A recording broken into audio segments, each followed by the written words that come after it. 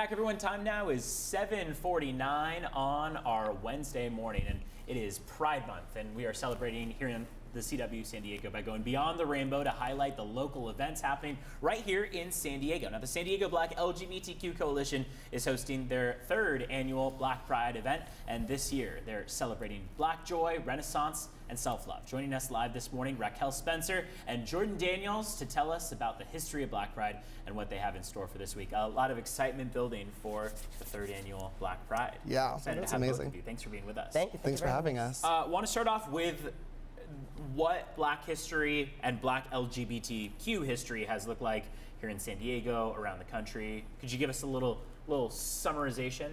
Yeah, absolutely. Well, especially within the LGBTQ community, Black history has really helped and shape and evolve the rights of the gay community.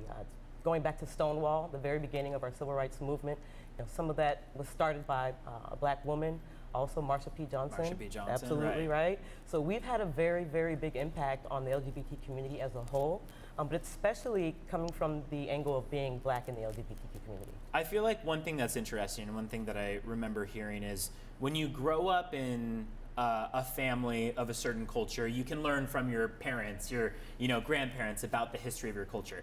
Oftentimes, gay people, LGBTQ people are raised by straight people. So how do they learn about the history? What's the process of becoming educated?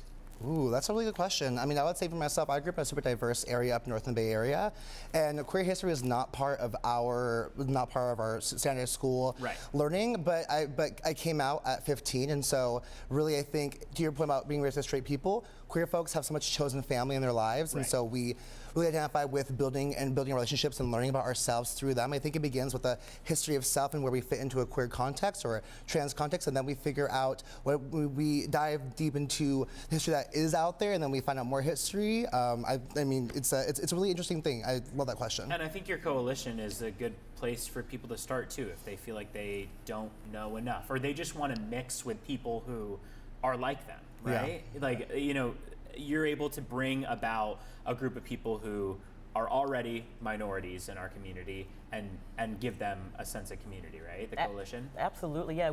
That intersection, you hit it perfectly. That's really the foundation of Black Pride as a whole. Right. It allows us to be able to authentically be ourselves and celebrate ourselves in a non-marginalized way, because oftentimes in the LGBT community, we're still marginalized. Mm-hmm. You guys are just kind of getting started, third annual, but it's going to be a big one this year. Tell me about the events that are going to be taking place for this celebration.